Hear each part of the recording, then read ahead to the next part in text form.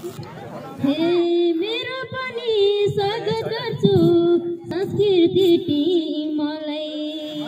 मेरो पनि स्वागत गर्छु संस्कृति टिमलाई समाजबाटै हटाउनु छ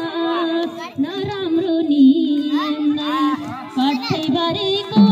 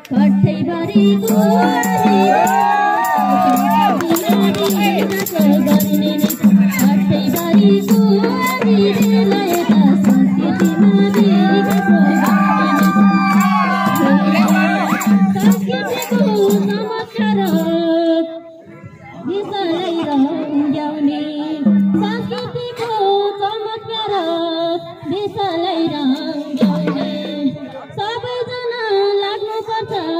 त्यसको विकास